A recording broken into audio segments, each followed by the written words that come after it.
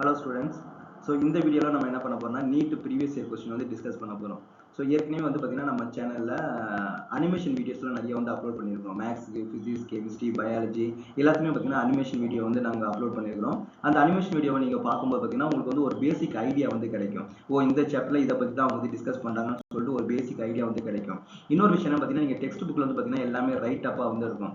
ஒரு animation video வந்து நீங்கள் பார்க்கும்போது பார்த்தீங்கன்னா உங்களுக்கு வந்து அண்டர்ஸ்டாண்டிங் வந்து பெட்டராக இருக்கும். ஸோ எல்லா சாப்டரையும் வந்து பார்த்தீங்கன்னா நாங்கள் வந்து அனிமேஷன் வீடியோ வந்து நாங்கள் அப்லோட் பண்ணியிருக்கிறோம். அது வந்து ஒரு பேசிக் நாலேஜ் வந்து உங்களுக்கு வந்து கொடுக்கும். இப்போ நெக்ஸ்ட் நாங்கள் என்ன பிளான் பண்ணிக்கிறோம் பார்த்தீங்கன்னா இந்த மாதிரி வந்து ப்ரீவியஸ் இயர் கொஸ்டின் பேப்பர் வந்து டிஸ்கஸ் பண்ணாமல் இருக்கோம். ஏன் அப்படின்னு வந்து பார்த்தீங்கன்னா இந்த மாதிரி கொஸ்டின் பேப்பர் வந்து டிஸ்கஸ் பண்ணும்போது எப்படி வந்து நம்ம வந்து அப்ரோச் பண்ணுறது, நம்ம வந்து எப்படி வந்து ஒரு என்ட்ரன்ஸ் எக்ஸாமுக்கு வந்து நம்ம வந்து ப்ரிப்பேர் பண்ணணும், எப்படி வந்து அந்த ஒரு கொஸ்டின் வந்து அப்ரோச் பண்ணணும், அவங்க கொஸ்டின் ப்ரிப்பேர் பண்ணுறவங்க வந்து என்னென்னலாம் எக்ஸ்பெக்ட் பண்ணுறாங்க அப்படின்னு டீட்டெயிலாக ஒரு எக்ஸ்பிளனேஷனோட நம்ம ப்ரீவியஸ் இயர் கொஸ்டின் பேப்பர் வந்து நம்ம பார்க்க போகிறோம். ஓகேவா?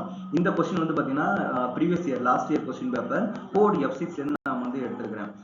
நிறைய கோடு வந்து இருக்குது. இப்போ நீட் எக்ஸாமுக்கு வந்து பார்த்தீங்கன்னா நிறைய கோடிங் வந்து இருக்குது. E1, E2, E3 இருக்கும், F1, 2, 3 இருக்கும், G1 to 6 வரைக்கும் இருக்கும். ஸோ இந்த மாதிரி பார்த்தீங்கன்னா நிறைய கோடு வந்து இருக்குது. அந்த கோடு அப்படின்றது என்னன்னு பார்த்தீங்கன்னா அந்த கொஸ்டினோட ஆர்டர் வந்து பார்த்தீங்கன்னா டிஃப்ரெண்டாக வந்து கொடுத்துருப்பாங்க.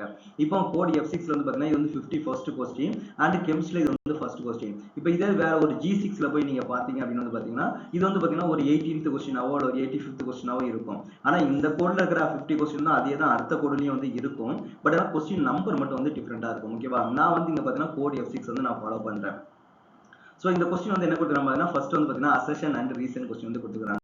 இங்க என்ன அசெஷன் வந்து என்ன கொடுத்துருக்காங்க பார்த்தீங்கன்னா metallic sodium dissolved in liquid ammonia giving a deep blue solution which is paramagnetic கொடுத்துருக்காங்க. ரீசன் வந்து என்ன கொடுத்துருக்காங்க பார்த்தீங்கன்னா the deep blue solution is due to the formation of amide கொடுத்துருக்காங்க. இங்க கீழே வந்து பார்த்தீங்கன்னா 4 ஆப்ஷன்ஸ் வந்து கொடுத்துருக்காங்க. ஓகேவா? என்ன ஆப்ஷன் கொடுத்துருக்காங்க பாருங்க, both A and R true but R is not the correct explanation of A ன்னு கொடுத்துருக்காங்க. Second option A is true but R is false ன்னு கொடுத்துருக்காங்க. Third option A is false but R is true ன்னு கொடுத்துருக்காங்க. Fourth option கொடுத்துருக்காங்க பார்த்தீங்கன்னா both A and R is true, R is correct explanation of வந்து A ன்னு கொடுத்துருக்காங்க. இதே மாதிரி சிமிலர் கொஸ்டின் வந்து பார்த்தீங்கன்னா CBSE போர்டு எக்ஸாம் வந்து இருக்குது. இதே பார்த்தீங்கன்னா ஸ்டேட் போர்ட்லயும் இருக்குது. தமிழ்நாடு ஸ்டேட் போர்ட்லயும் பார்த்தீங்கன்னா இதே சிமிலர் கைண்ட் ஆஃப் கொஸ்டின்ஸ் வந்து இருக்குது. ஆனா புக்குக்கு வந்து பின்னாடி வந்து புக்ல வந்து பார்த்தீங்கன்னா எக்ஸ்ட்ரா கொஸ்டின்ஸ் வந்து கொடுத்துருப்பாங்க. ஆனா போர்டு எக்ஸாம்ல வந்து பார்த்தீங்கன்னா மேக்ஸிமம் வந்து கேட்க மாட்டாங்க. ஆனா சிபிஎஸ்சில வந்து பார்த்தீங்கன்னா போர்டு எக்ஸாம்ல கண்டிப்பா வந்து பார்த்தீங்கன்னா அசெஷன் ரீசன்ஸ் வந்து கண்டிப்பா இருக்கும். ஒரு 3 மார்க் 4 மார்க் வந்து பார்த்தீங்கன்னா அசெஷன் ரீசன் வந்து இருக்கும். ஆனா அங்க போர்டு எக்ஸாம்ல என்ன பண்ணுவாங்க, சிபிஎஸ்சி போர்டு எக்ஸாம்ல என்ன பண்ணுவாங்கன்னா இந்த ஆப்ஷன் வந்து 1 2 3 4 கொடுத்துருக்காங்க இல்லையா, இதை வந்து ஒரு ஆர்டரா தான் ஃபாலோ பண்ணுவாங்க.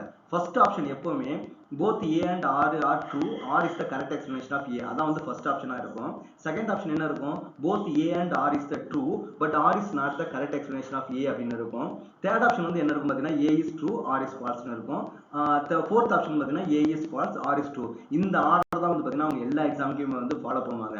அப்போ நம்ம வந்து கீழே இருக்கிற ஆப்ஷன் வந்து பார்க்கவே மாட்டாங்க. சிபிஎஸ் ஸ்டூடெண்ட்ஸ் என்ன பண்ணுவாங்க, அந்த அசெஷன் படிப்பாங்க, ரீசன் படிப்பாங்க. இப்போ இது வந்து ரெண்டுமே வந்து கரெக்டா இருந்துச்சு, கரெக்ட் எக்ஸ்பிளனேஷன் ஆச்சுன்னா உடனே ஏ வந்து டிக் பண்ணிடுவாங்க. ஃபர்ஸ்ட் ஆப்ஷன் வந்து நீங்க வந்து சூஸ் பண்ணிடுவாங்க. ஃபர்ஸ்ட் ஆப்ஷன்ல என்ன கொடுத்துருக்காங்க கூட அவங்க பார்க்கணும் அவசியம் கிடையாது. ஆனா இங்க என்ட்ரன்ஸ் எக்ஸாம் என்ன கொடுத்துருக்காங்க பாருங்க, அந்த ஆர்டரே மாத்திட்டாங்க. ஃபர்ஸ்ட் கொடுக்க வேண்டியதை ஃபோர்த் கொடுத்துருக்காங்க, செகண்ட் கொடுக்கறத ஃபர்ஸ்ட் கொடுத்துருக்காங்க, தேர்ட் இருக்கிறத செகண்ட் கொடுத்துருக்காங்க. இந்த ஆர்டரே வந்து மாத்தி மாத்தி கொடுத்துருக்காங்க. இப்போ இதே கொஸ்டின் பேப்பர்ல இன்னும் அசெஷன் ரீசன்லாம் இருக்குது. அதெல்லாம் பாத்தீங்கன்னா இந்த ஆர்டர் மறுபடியும் மாத்திருக்காங்க. இப்போ இதுல இருக்கிற ஃபர்ஸ்ட் ஆப்ஷன் வந்து பாத்தீங்கன்னா இன்னொரு கொஸ்டின்ல தேர்ட் ஆப்ஷனா வந்து இருக்கும். இந்த மாதிரி வந்து கன்ஃபியூஸ்டா வந்து கொடுக்குறாங்க. ஸோ ஏன் இந்த மாதிரி ரெகுலரா மாத்துறாங்க, இப்போ போர்டு எக்ஸாம்ல ஒரு ஆர்டர் வந்து ஃபாலோ பண்றாங்க இல்லையா, அதே ஆர்டர் வந்து இங்கேயும் ஃபாலோ பண்ணலாம். ஏன் இங்க வந்து மாத்துறாங்க அப்படின்னு பாத்தீங்கன்னா என்ட்ரன்ஸ் எக்ஸாமோட மெயின் பர்பஸ் என்னன்னு பாத்தீங்கன்னா ஸ்டூடெண்ட்ஸோட மெமரி பண்றது வந்து என்கரேஜ் பண்ணக்கூடாது. அவங்களுடைய டெக்னிக்கல் நாலேஜ் தான், எப்படி திங்க் பண்றாங்க, எவ்வளவு ஆக்டிவா இருக்கிறாங்க, எவ்வளவு கான்சியஸா இருக்கிறாங்க, ஸோ அதுதான் வந்து மெயினா வந்து ஃபோக்கஸ் பண்ணுவாங்க. அப்ப நீங்க வந்து கொஸ்டினை படிக்கணும், கொஸ்டினை படிச்சுட்டு கடைசி கீழே வந்து 4 ஆப்ஷன் நீங்க ரீட் பண்ணி அந்த சூட்டபிள் ஆப்ஷன் வந்து நீங்க வந்து சூஸ் பண்ணணும். ரேண்டமா 4 ஆப்ஷன்ல இதான் ஃபர்ஸ்ட் இருக்கும், இதான் செகண்டா இருக்கும், இதான் தேர்டா இருக்கும். அந்த மாதிரி பாத்தீங்கன்னா ஒரு பிராக்டிஸ் பேஸ்ல ஒரு பிராக்டிஸ் பண்ணி ஒரு ட்ரைனிங் கொடுத்து அதுல நீங்க வந்து கிளியர் பண்ற மாதிரி அவங்க வந்து என்கரேஜ் பண்ணவே மாட்டாங்க. அப்ப வந்து பாத்தீங்கன்னா உங்களுக்கு டெக்னிக்கல் கேப்பபிலிட்டி வந்து இன்க்ரீஸ் பண்ணிக்கணும், உங்களுடைய அவேர்னஸ் கான்சியஸ் வந்து ரொம்ப அக்யூரேட்டா இருக்கணும். ஒரு சின்ன சேஞ்சஸ் வந்து கொடுத்துருப்பாங்க. ஒரே மாதிரி இப்போ போர்டு எக்ஸாம் பார்த்தீங்கன்னா உங்களுக்கு ஒரே மாதிரி வந்து ப்ராக்டிஸ் பண்ணியிருப்பாங்க, அதுல இருந்து ஒரு மைனர் சேஞ்சஸ் தான் கொடுத்துருப்பாங்க. அப்போ நீங்க கேர்ஃபுல்லா அதை ரீட் பண்ணா மட்டும்தான் அந்த மைனர் சேஞ்சை அப்சர்வ் பண்ணி நீங்க வந்து ஆன்சர் வந்து பண்ண முடியும். ஓகேவா? அப்போ என்ட்ரன்ஸ் எக்ஸாம் ப்ரிப்பேர் பண்ணும்போது ரொம்ப ஆக்டிவா இருக்கணும், ரொம்ப அவேர்னஸா இருக்கணும். ஒரு மாதிரி ஒரு கேர்லெஸ்ஸா எனக்கு தெரியும் இந்த கொஸ்டின் தானே அப்படின்னு சொல்லிட்டு நீங்க கேர்லெஸ்ஸா இருந்தீங்கன்னா உங்களுக்கு மார்க் வந்து லூஸ் பண்றது வந்து மோர் பாசிபிலிட்டிஸ் வந்து இருக்குது. ரொம்ப அவேர்னஸா இருக்கணும். ஓகேவா? அதனால தான் பார்த்தீங்கன்னா ஆப்ஷன் வந்து நிறைய மாத்தி கொடுத்துருக்காங்க. இப்போ நம்ம வந்து கொஸ்டின் பார்ப்போம். இங்க என்ன கொடுத்துருக்காங்கன்னா metallic sodium dissolved in the liquid ammonia giving a deep blue solution which is paramagnetic. இது வந்து கரெக்ட் தான், அசெஷன் வந்து கரெக்ட் தான். ரீசன் வந்து என்ன கொடுத்துருக்காங்க பார்த்தீங்கன்னா the deep blue solution is due to the formation combination of amine கொடுத்துருக்காங்க. இங்க வந்து பாத்தீங்கன்னா ரீசன் வந்து தப்பு. ஓகேவா? ஏன் ரீசன் வந்து தப்புன்னு பாத்தீங்கன்னா அங்க வந்து ஒரு ஃப்ரீ ரேடிக்கல் ஃபார்ம் ஆகும். அந்த ஃப்ரீ ரேடிக்கல் தான் வந்து கலருக்கு வந்து ரீசன். அப்ப இங்க வந்து என்ன ஆப்ஷன் வரும் பாத்தீங்கன்னா A is true வரும், R is வந்து பாத்தீங்கன்னா false வந்து வரும். சோ செகண்ட் ஆப்ஷன் தான் வந்து பாத்தீங்கன்னா இங்க வந்து கரெக்டான ஆன்சர் வந்து கொடுக்குறாங்க. ஓகேவா? இது வந்து நம்ம டீடைல் எக்ஸ்பிளனேஷன் வந்து நம்ம வந்து பார்ப்போம் நெக்ஸ்ட் ஸ்லைட்ல. இப்போ பாத்தீங்கன்னா நமக்கு வந்து சோடியம் மெட்டல் வந்து நமக்கு நல்லாவே தெரியும். சோடியம் பாத்தீங்கன்னா ஒரு எலக்ட்ரோ பாசிட்டிவ் எலமெண்ட். அது நமக்கு தெரியும். ஏன்னா அது அல்கலி மெட்டல்ஸ் இல்லையா? இது வந்து எப்பவுமே என்ன பண்ணா ஒரு எலக்ட்ரானை வந்து டொனேட் பண்ணும். ஒரு எலக்ட்ரான் டொனேட் பண்ணும்போது என்ன ஆகும்? சோடியம் வந்து இன்னர் கேஸ் எலக்ட்ரானிக் கான்ஃபிகரேஷன் வந்து ரீச் பண்ணிரும். சோ நியானோட எலக்ட்ரானிக் கான்ஃபிகரேஷன் வந்துரும். அப்போ வந்து பாத்தீங்கன்னா சோடியம் எப்பவுமே எலக்ட்ரோ பாசிட்டிவ் எலமெண்ட். அது ஒரு எலக்ட்ரான் வந்து டொனேட் பண்றதுக்கு வந்து ரொம்ப ஈகரா வந்து இருக்கும். ஓகேவா? அப்ப நீங்க அம்மோனியா சொல்யூஷன்ல போடும்போது சோடியம் வந்து Na+ ஆகும், எலக்ட்ரான் மைனஸ் ஆகும், வெளியில போகும். அப்ப அம்மோனியா மாலிகுல் எப்படி இருக்கும்? அம்மோனியா வந்து பாத்தீங்கன்னா ஒரு லோன் பேர் எலக்ட்ரான்ஸ் வந்து இருக்கும். இது வந்து ஒரு பெஸ்ட் லிகாண்ட். நம்ம வந்து கோனேஷன் காம்பவுண்ட் வந்து பார்த்திருப்போம். அம்மைன்னு சொல்லுவோம் இல்லையா? அம்மோனியா வந்து பாத்தீங்கன்னா ஒரு லிகாண்ட். அது வந்து பேர் ஆஃப் எலக்ட்ரான் வந்து டொனேட் பண்ணும். அங்க சோடியம் பிளஸ் இருக்கும்போது என்ன ஆகும் பாத்தீங்கன்னா அந்த லோன் பேர் எலக்ட்ரான் பாத்தீங்கன்னா சோடியத்துக்கு வந்து டொனேட் பண்றதுக்கு வந்து மோர் பாசிபிலிட்டி இருக்கு. ஒரு கேஸ். ரெண்டாவது கேஸ் என்னன்னு பாத்தீங்கன்னா நைட்ரஜனுக்கு பாத்தீங்கன்னா எலக்ட்ரோநெகட்டிவிட்டி அதிகம். Actually compare to halogen and oxygen இதோட எலக்ட்ரோநெகட்டிவிட்டி வந்து கொஞ்சம் கம்மி தான். பட் ஹைட்ரஜனை கம்பேர் பண்ணும்போது நைட்ரஜனுக்கு வந்து எலக்ட்ரான் நெகட்டிவிட்டி பாத்தீங்கன்னா அதிகமா இருக்கும். அப்ப என்ன பண்ணுனா ஹைட்ரஜன்ல இருக்கக்கூடிய ஒரு எலக்ட்ரான் என்ன பண்ணும் பாத்தீங்கன்னா நைட்ரஜன் வந்து பாத்தீங்கன்னா அப்படியே அந்த எலக்ட்ரான் டென்சிட்டி வந்து பாத்தீங்கன்னா நைட்ரஜன் பக்கம் வந்து அதிகமா மூவ் பண்ணும். அப்ப ஹைட்ரஜன் மேல என்னன்னா டெல்டா பாசிட்டிவ் வந்து நமக்கு வந்து கிரியேட் ஆயிடும். அப்ப இங்க வந்து 2 பாராமீட்டர்ஸ் இருக்குது. அப்ப அம்மோனியா வந்து பாத்தீங்கன்னா ஒரு பெஸ்ட் லிகாண்ட். அது லோன் பேர் எலக்ட்ரான் பாத்தீங்கன்னா சோடியத்தை வந்து டொனேட் பண்ணக்கூடிய கெபாசிட்டி வந்து இருக்குது. செகண்ட் நம்ம நைட்ரஜனுக்கு வந்து எலக்ட்ரோ நெகட்டிவிட்டி வந்து அதிகமா இருக்கும். அப்ப ஹைட்ரஜன்ல இருக்கக்கூடிய எலக்ட்ரான் டென்சிட்டி வந்து பாத்தீங்கன்னா நைட்ரஜன் பக்கம் மூவ் ஆகிறது வந்து பாசிபிலிட்டிஸ் இருக்குது. சோ அங்க டெல்டா பிளஸ் வந்து ஃபார்ம் ஆகும். அப்ப அந்த டெல்டா பிளஸ் ஃபார்ம் ஆகும்போது என்ன ஆகும்? அந்த எலக்ட்ரான் வந்து பாத்தீங்கன்னா அந்த டெல்டா பிளஸ் எல்லாம் பாத்தீங்கன்னா அட்ராக்ட் ஆகும். என்னது பாசிட்டிவ் சார்ஜ், எலக்ட்ரான் வந்து நெகட்டிவ் சார்ஜ். சோ அப்ப என்ன பண்ணா இந்த ரெண்டுக்கு வந்து ஒரு அட்ராக்ஷன் வந்து வரும். அப்போ ஓவராலா நீங்க சோடியத்தை வந்து நீங்க அம்மோனியா சொல்யூஷன் உள்ள போடும்போது என்ன மாறும்னு பாத்தீங்கன்னா சோடியம் அம்மோனியா கூட ரியாக்ட் பண்ணி சோடாமைடு வந்து ஃபார்ம் ஆகும். பிளஸ் வந்து பாத்தீங்கன்னா எலக்ட்ரானும் அம்மோனியா கூட சேர்ந்து ஒரு அடக்ட் மாதிரி வந்து ஃபார்ம் ஆகும். ஓகேவா? சோ இப்போ இந்த மாதிரி தான் வந்து நீங்க அம்மோனியால சோடியம் போட்ட உடனே இந்த மாதிரி ஒரு இது வந்து ஃபார்ம் ஆகும். இங்க வந்து என்ன ஃபார்ம் ஆகும் பாத்தீங்கன்னா எலக்ட்ரான்ஸ் வந்து இருக்குது. இந்த செகண்ட் ப்ராடக்ட்ல இருக்கு இல்லையா? அங்க வந்து எலக்ட்ரான் வந்து இருக்குது. எலக்ட்ரான்ன்றது பாத்தீங்கன்னா ஒரு அன்பேர்ட் எலக்ட்ரான். அது வந்து ஒரு சிங்கிள் எலக்ட்ரான் தான். அப்ப இந்த எலக்ட்ரான் வந்து என்ன பண்ணும் பாத்தீங்கன்னா சன்லைட் லைட்டா அப்சர்வ் பண்ணிட்டு இது வந்து எக்ஸிடேட் ஸ்டேட்டுக்கு வந்து போகும். மறுபடியும் கீழே வரும்போது என்ன ஆகும் பாத்தீங்கன்னா ஒரு கலரை வந்து அது வந்து ப்ரொடியூஸ் பண்ணும். சோ அப்போ இங்க இருக்கிற அந்த ஃப்ரீ எலக்ட்ரான் தான். அந்த ஃப்ரீ எலக்ட்ரான் வந்து அந்த அம்மோனியால அட்டாச் ஆயிருக்கு இல்லையா? அந்த ஃப்ரீ எலக்ட்ரான்ஸ் தான் என்ன ஆகும் பாத்தீங்கன்னா கலர் கொடுக்கிறதுக்கு வந்து மெயின் ரீசன். அந்த ஃபர்ஸ்ட் ப்ராடக்ட் இருக்குது சோடா அமைடு வந்து பாத்தீங்கன்னா ப்ராடக்ட் வந்து ஃபார்ம் ஆகிறதுக்கான கரெக்ட் எக்ஸாக்ட் ரீசன் வந்து கிடையாது. ஆனா அங்க ரீசன் என்ன கொடுத்துருக்காங்கன்னா அந்த சோடியம் அம்மோனியம் அந்த காம்ப்ளெக்ஸ் தான் வந்து பாத்தீங்கன்னா மெயின் ரீசன் கொடுத்துருக்காங்க.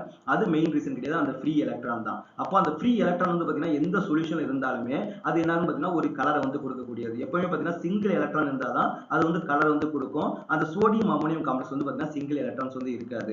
அப்ப இங்க ரீசன் வந்து பாத்தீங்கன்னா செகண்ட் ப்ராடக்டால தான் அந்த ஃப்ரீ எலக்ட்ரானால தான் பாத்தீங்கன்னா இந்த கலருக்கு வந்து மெயின் ரீசன் வந்து இருக்குது. ஓகேவா? சோ அப்ப வந்து பாத்தீங்கன்னா அங்க அசர்ஷன் வந்து பாத்தீங்கன்னா கரெக்ட், ரீசன் வந்து பாத்தீங்கன்னா தப்பு. ஓகேவா? தப்பான ஆன்சர்ஸ் தான் கொடுத்துக்கிறாங்க. அப்புறம் இந்த क्वेश्चन வந்து எந்த டாபிக்ல இருந்து எடுத்துக்கிறாங்க? ஏன்னா நமக்கு வந்து ஒரு சிலபஸ் கொடுக்குறாங்க. நீட்டுக்குன்னு ஒரு சிலபஸ் வந்து கொடுக்குறாங்க. அதைத்தான் நம்ம ஃபாலோ பண்ண போறோம். இந்த ரியாக்ஷன் வந்து பாத்தீங்கன்னா நீங்க எங்க தேடி பார்த்தாலும் கிடைக்காது. இப்ப நீட் வந்து பாத்தீங்கன்னா நீங்க 11th சிலபஸ் எடுத்து என்சிஆர்டில 11th சிலபஸ் எடுத்தாலும் சரி 12th சிலபஸ் எடுத்தாலும் சரி எங்கேயுமே இந்த ஈக்குவேஷன் வந்து நீங்க வந்து பார்க்கவே முடியாது. இந்த கான்செப்ட் வந்து நீங்க வந்து பார்க்கவே முடியாது.